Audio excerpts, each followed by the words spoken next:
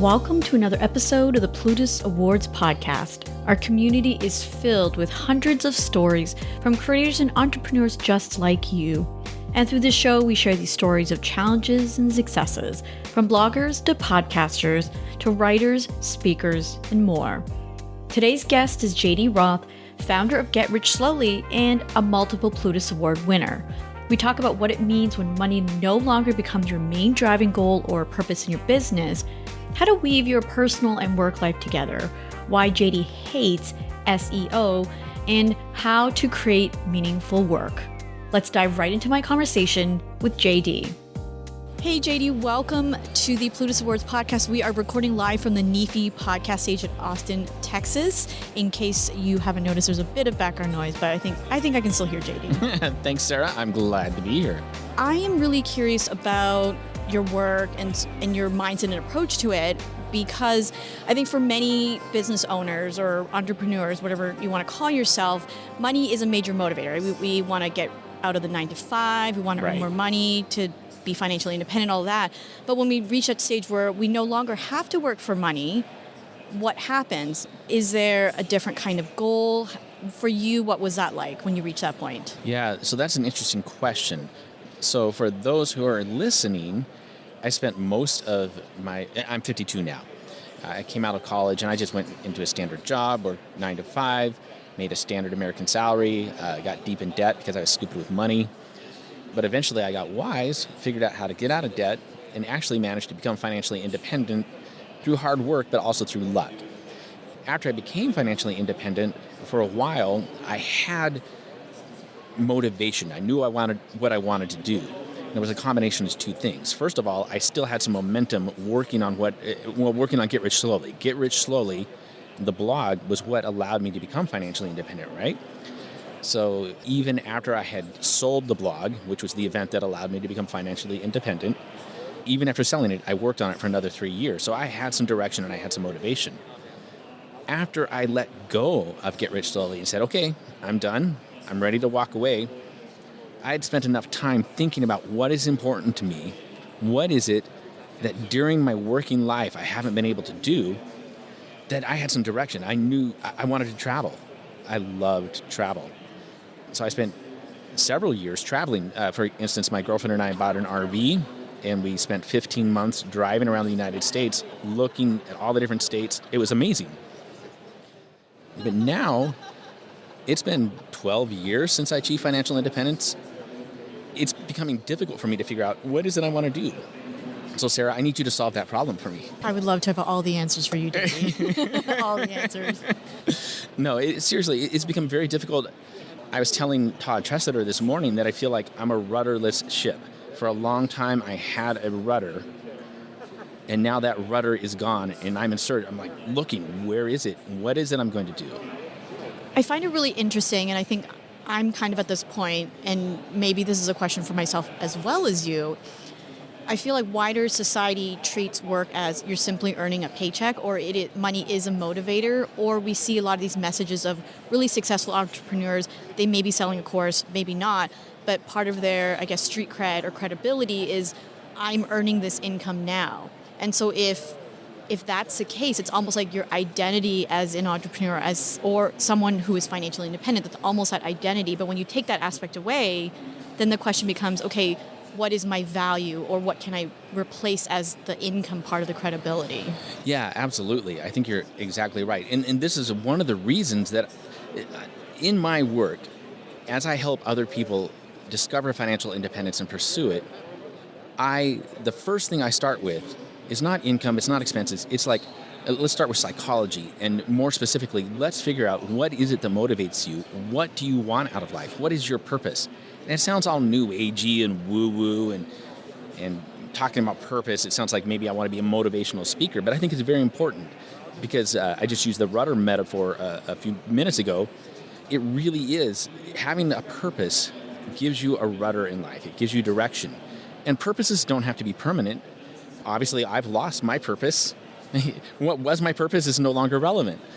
So you need to make course adjustments along the way. You need to be willing to be lost like I am for a while, Or if you're pursuing a purpose and you realize, oh, you know, my priorities have changed, my values have changed, my situation's changed, be willing to change direction.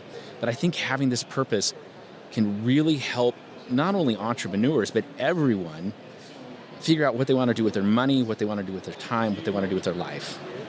And what's your purpose, JD? Well, that's the problem. For a long time, I said that my purpose was to learn everything I could about the world, to go out and explore the world, and then share what I was learning about the world with others. And this purpose is still important to me, but I'm getting old. I'm 52. It's time for me to, become more of a homebody. So, for example, my girlfriend and I, we just recently bought a house and took out a mortgage. I haven't had a mortgage in 12 years. And this is a sign of me shifting my priorities. So if my goal is to travel, if my purpose is to travel, owning a home and having a mortgage and having a dog and 3 cats and all this stuff, that's not congruent with what my purpose is. But my purpose has changed, but I just haven't figured out what it is yet. I'm curious whether or not, and this is just a generalized comment, where people feel like there's only one purpose that they can have. And the part B to that is, can that purpose change whether or not it's just one or multiple? I think it's very possible to have multiple purposes. Purpi, maybe you would call them in the plural. Purpi. I think it's very possible to have multiple purposes in different domains of your life, if that makes sense. Mm-hmm. So maybe you have some guiding principle for your spiritual life, one for your professional life, one for your personal life, one for your physical fitness, and so on. And I love that we're talking this out, because maybe that is what I need to do, is look at the different domains of my life. 10 years ago, I was really into CrossFit. I was buff. I was physically fit. At the first FinCon, I was in the best shape of my life. Now here I am at my 11th actually 10th, because we skipped because of COVID last year. But I'm sort of in the worst shape of my life. I've allowed the physical fitness to go away. So one of my purposes I know is going to be, I need to get fit again. I need to focus on health, especially since I'm so old. I keep coming back to how old I am. But at the same time, I know that physical fitness is not going to be my overall purpose, right? So I need to focus on my professional life and my personal life. I need to spend time with friends. I need to figure out what it is I want to do with Get Rich Slowly. Do I want to do TikTok? Can a 52-year-old guy provide relevant information on TikTok to 18-year-olds? I don't know. I say the answer is yes, and I cannot wait for this new TikTok channel, JD. If you have suggestions, let me know. I can't see myself dancing around and pointing at words. But I was going to say, here all the cool kids do dance routines, so I'm going to watch out for that. And I'm such a good dancer. I love that you brought up Get Rich Slowly, because I really want to talk about that in terms of you sold it, and then you bought it back, and you had a lot of very lofty goals with it. I'm curious why you decided to buy back Get Rich Slowly, and now that you are financially independent, what is the purpose of the website now that it's not really money driven? You're asking some very deep questions there that I have been asking myself over and over again, and having conversations with people here at FinCon over and over again about, because I know why I bought it back. I bought it back, well, first of all, the price was right. Second of all, when I sold it, I was really emotionally attached to the site. This was a baby I had created. So a lot of people in the FinCon community, they're more entrepreneurs than they are writers. I am a writer. I started Get Rich Slowly as a very personal passion project. It was about me. It was an opportunity to showcase my writing and to try to help people, and most of all, to help myself. And making money was just like a ancillary benefit that somehow it became like the main thing. So when I sold Get Rich Slowly, I lost. So it was like an emotional. It was like I sold my child. So the opportunity to buy it back, and to buy it back at a discount, was it was exciting. But it was also an emotional decision. And in retrospect, this is the first time I've admitted this publicly. I've done it privately many, many times to many people. It was a mistake. It was a financial mistake, and it was a personal mistake, because it's been a drain on me. And I think that's actually part of why I have this directionless or rudderless life. I forget what the second part of your question was. The purpose of Get Rich Slowly now that it's no longer about money. And so that's part of the issue. Is I'm struggling to figure out, okay, what do I do with this site? Now that I have Get Rich Slowly back, how do I make it relevant again? Because I started the site in 2006, and I sold it in 2009, and I continued to work on it until 2012. As many people know, things have changed a lot in that time. I remember at one of the early FinCons, I said from the main stage, I said SEO is bullshit. And I also said that social media is bullshit. Well, quite clearly, I was wrong on both of those things, right? So now that I have Get Rich Slowly back, it is largely what it was when I sold it. How do I make it relevant again? I mean, aside from dancing on TikTok. And so that's something, Tom Drake is my business partner. He and I, we've been discussing, like, what do we do with Get Rich Slowly? And I've had it back now for 4 years, and it has been a 4-year process trying to figure that out. I think we have some clarity. I think we know where we're going. It's going to be much more of a static resource, if you will. Instead of being a blog, it's going to be more like a textbook of personal finance. But the question then becomes, how do we get it to be a textbook of personal finance? And more than that, how do we make it as a textbook of personal finance? How does it generate revenue? Those are some very good questions, and unfortunately, I don't have all the answers. Come on, Sarah. I need help. So it sounds like the purpose is still to help people, but to have the content in a way that is relevant enough and interesting enough that piques someone's interest for them to want to learn. It's moving it more away from a blog. You brought up a very important point here. So my purpose with Get Rich Slowly has always been to help people. At first it was to help myself and then others secondarily. And then once I got things figured out, my number one purpose was always to help others with their money. And that's what it is today. I want to help other people get better with their money. Because I know what it was like to grow up in a poor family. We were pretty poor. And my parents didn't know how to manage money, and they couldn't teach me how to manage money. So now that I have some inkling of how things work, I want to be able to pass that knowledge on to other people and help them out. So I think setting things up as a textbook is going to be, or to use that metaphor anyhow, is going to be a great way to move Get Rich Slowly into the future. It's actually moving it to the past because it's more like a website from 1998.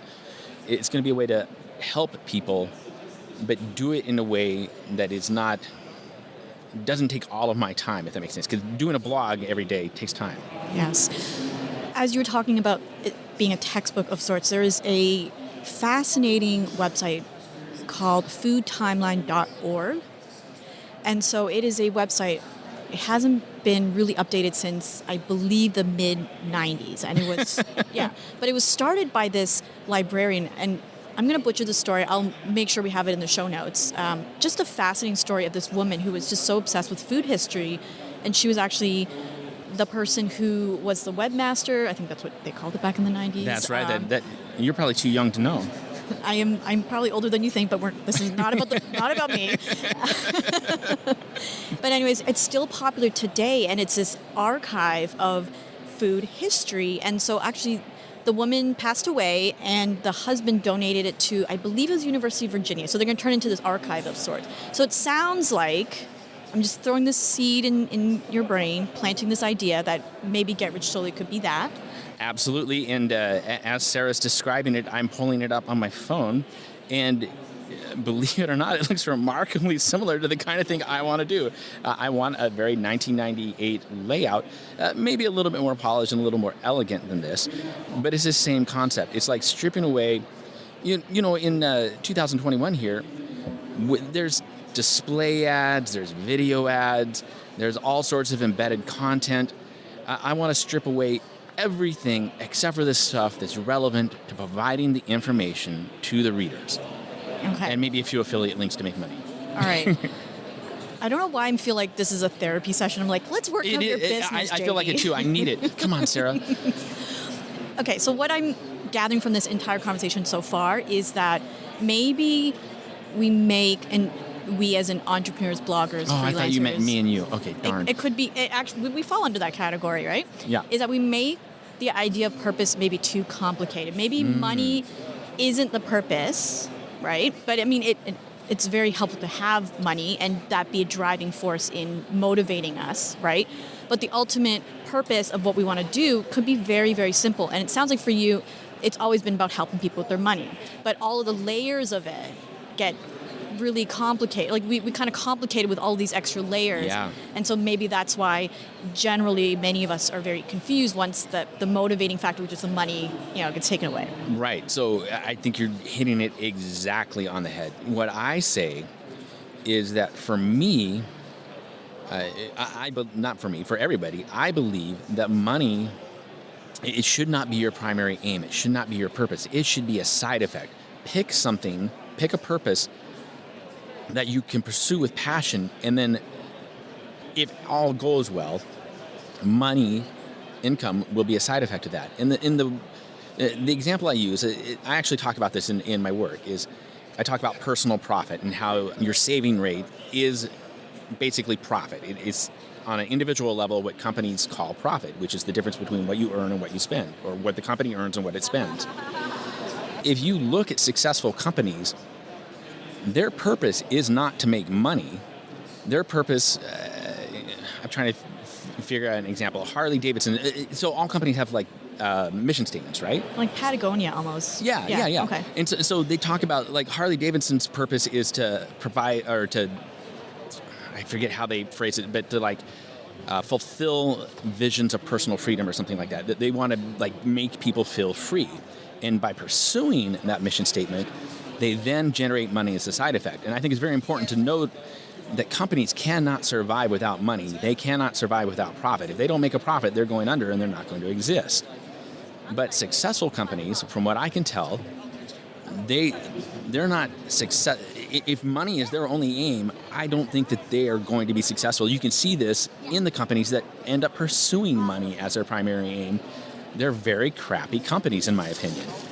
And so I think even on a personal level, it's also important to realize that money, in the FinCon community too, if you're making money your primary aim with your work or your blog or your YouTube channel, I think it's going to be actually much more difficult to get the money than if you have another aim, such as helping people or sharing some sort of information that makes the world a better place, that will then, if all goes well, create money as a side effect. Does that make sense? Yeah.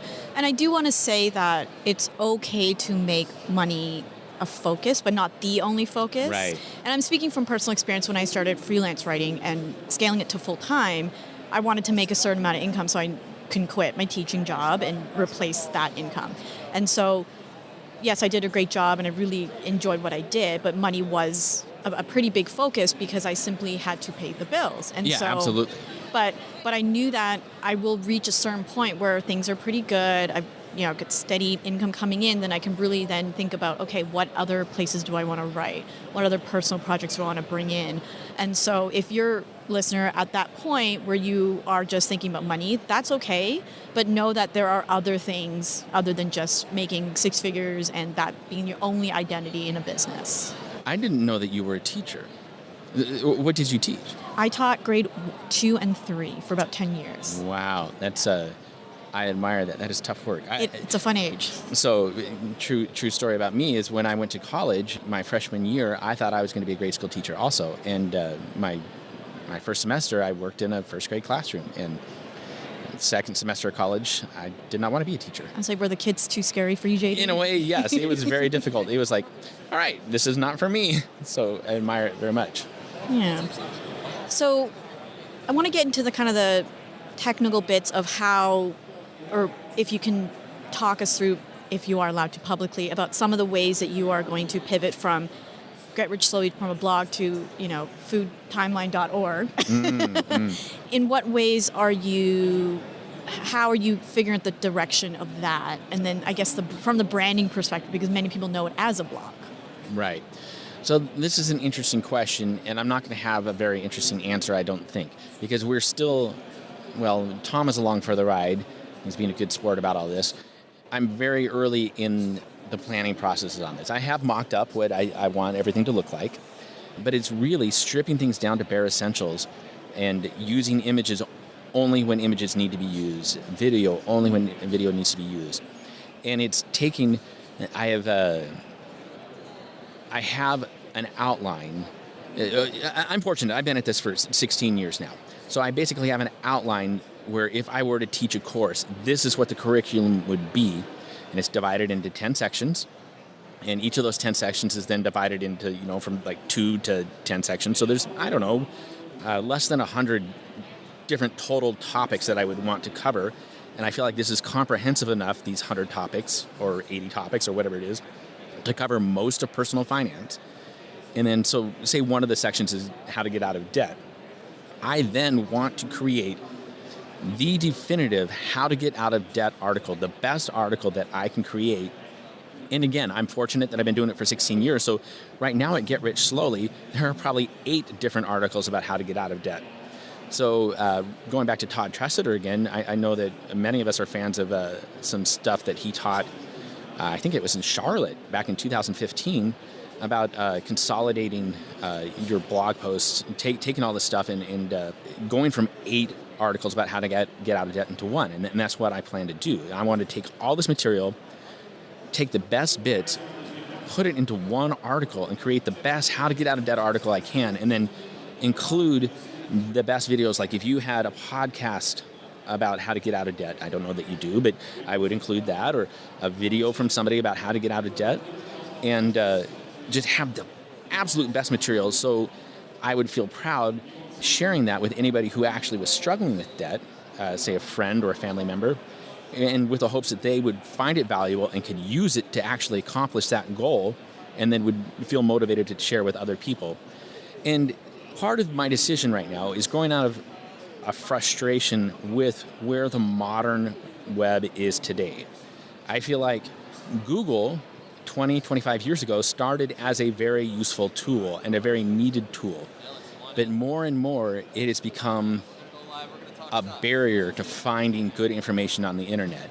An example that I use all the time right now is because I've just moved to a new house, I'm always searching for information about housing projects, like how to get stains out of carpets. If I search how to get stains out of carpets in Google, the front page is filled with articles that are essentially, they're exactly the same with the exact same bullet points, and they don't actually answer my question. They're great SEO, and that's how they get on the front page, and they're able to sell whatever they're selling to remove stains in carpets, but they don't actually help me get the stains out of my carpet. And I feel like I haven't searched for how to get out of debt on Google in a long time, but I feel like the same kind of thing is going to appear, and it's very frustrating for me. And so I know I'm in a fortunate position where I don't have to earn money from my website anymore, and this allows me to make some decisions that aren't financially motivated, but I'm ready to just like say, I have to use nice language. We're going to beep it all out anyway. It's okay, fine, I have to say, it. I'm over it. I don't care about Google. Screw Google. Here is the absolute best information, and if Google doesn't want to share it because it doesn't match their SEO algorithms, I don't care. Maybe that's your new purpose, is screw Google, not money anymore. Oh my gosh. So, true story. For the past year, I've been writing an article about how much I hate Google and Amazon, and not from like a corporate, not like from a social activist perspective, but from a user perspective. I feel like I cannot find useful information on Google anymore. When I go to Amazon to search for a product, I cannot find the product that I know exists because it's buried beneath all the stuff Amazon wants to show me. The web to me is becoming useless. And I know this is an old man rant, but I've been working on this article. It's up to 8,000 words now, and I still haven't published it. It's just, I'm so frustrated. And I hope, I know you will channel that frustration into something that readers of Get Rich Slowly will be able to use. Yeah, and TikTok viewers. Yes, I'm waiting. We can coordinate some dance moves. I'll be your choreographer. The get out of debt dance. There you go. Maybe in 2022, you'll have 1 million TikTok followers. That would be, man, if that happens, I'll do some dancing. Okay, all right. And then you'll have to buy me a drink because I predicted here on the podcast, right? Okay, sounds good. Well, JD, other than getrichslowly.org, where can everyone find you online? Other than TikTok, eventually. Honestly, right now, Get Rich Slowly is about the only place because more and more I'm just removing myself from the online world because it's been so frustrating. And boy, I sound like a cynical old man. I am getting to be that grumpy old man. No, you can find me at getrichslowly.org. That's a great place. Awesome. Well, JD, thank you so much for coming on the Plutus Awards podcast. And thank you to NEFI.org, the National Endowment for Financial Education, for sponsoring live podcasting at FinCon 21. Yep. Thanks, NEFI. I hope you enjoyed today's episode. Let's take a look at some lessons we can learn from my conversation with JD. Lesson number 1, you don't have to blog. JD has been around for quite a while if you know him from Get Rich Slowly and the Plutus and, of course, the FinCon community. And so he's able to experiment with things like creating articles and not having to blog necessarily. That being said, it doesn't mean that you have to blog in your business to be successful. If there's anything to take away from my conversation with JD is that you can find your own path to success, whether that's Instagram, repurposing articles, generating more leads from your email list, whatever it is, you don't have to blog. You don't have to feel like you need to do something because everybody else is doing it. Lesson number 2 is chase a sense of purpose and weed out everything else. Of course, we didn't come to a definitive answer as to what JD's purpose is or how you can find only one purpose or switch purposes, all of those things. But what I'm really saying here is you want to chase that sense of it. And it really requires looking within and figuring out what that is. And whether that's taking a step back because you want to live your life or have more hobbies, maybe you really, really want to help people with their finances, whatever that is, keep it really simple and weed out all of the complicated things that could distract you from that purpose. Lesson number 3 is it's okay to think about money, but it shouldn't be everything. Of course, you don't want to not make any money in your business, especially if this is going to pay your mortgage or your bills. But the idea of generating money is a byproduct of the value that you get or that you're giving in your business and your content. So yes, focus on money as a metric of success, but there are plenty of other metrics. It could be things like, are you actually enjoying what you're doing? Are you changing your audience's lives? Are you getting a lot of engagement? Things like that. So take a careful look at your business and write down a list. Really think carefully about what you want as your metric of success. That's it for today. Thank you so much for listening to the Plutus Awards podcast.